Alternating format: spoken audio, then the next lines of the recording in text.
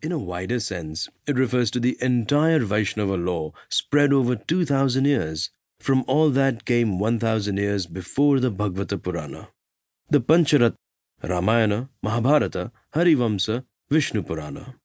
To those that came during the 1000 years thereafter, Gita Govinda, Brahma Vaivarta Purana, and Bhakti compositions in Tamil, Telugu, Malayalam, Kannada, Marathi, Gujarati, Rajasthani, Odia, Bengali, Assamese, Braj Bhasha, and Maithili. Bhagavata refers to Bhagwan, the title given by Hindus to Vishnu, the world-affirming or preserving form of God. Vishnu complements Shiva, the world-denying or destroying form of God, known as Ishwar.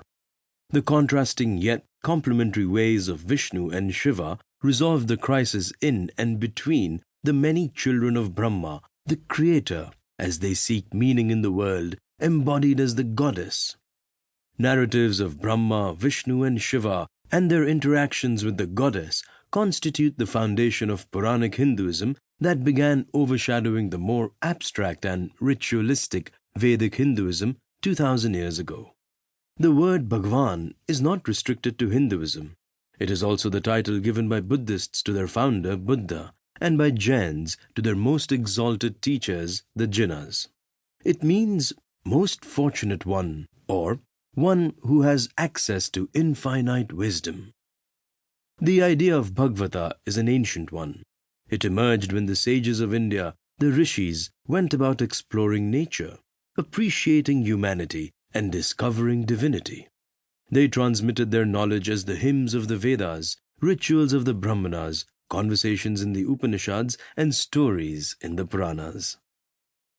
They noticed how hunger for food and the fear of becoming food differentiates the living organism, sajiva, from the non-living object, ajiva. In human beings, this is amplified and transformed into ambition and anxiety by one's imagination. Hunger and fear, ambition and anxiety crumple our mind and distort our worldview. Yoga enables us to uncrumple and expand the mind to grant us clarity. The uncrumpled, infinitely expanded mind that has outgrown hunger and fear is the mind of God, Ishwar. When this divine mind empathized and engaged with crumpled and contracted minds and enabled their it was addressed as Bhagwan. We are all Brahma's children, hungry and frightened. As humans, we can all outgrow hunger and fear to realize Ishwar. When we help others outgrow their hunger and fear, we are venerated as Bhagwan. Nature, the infinitely abundant source of food, power, and knowledge, is Bhagavati, the goddess, embodied as Lakshmi, Durga, and Saraswati. The portion of nature claimed by the hungry, the frightened, and the ignorant in order to cope with hunger, fear, and ignorance is Bhaga. The portion consumed is Bhog.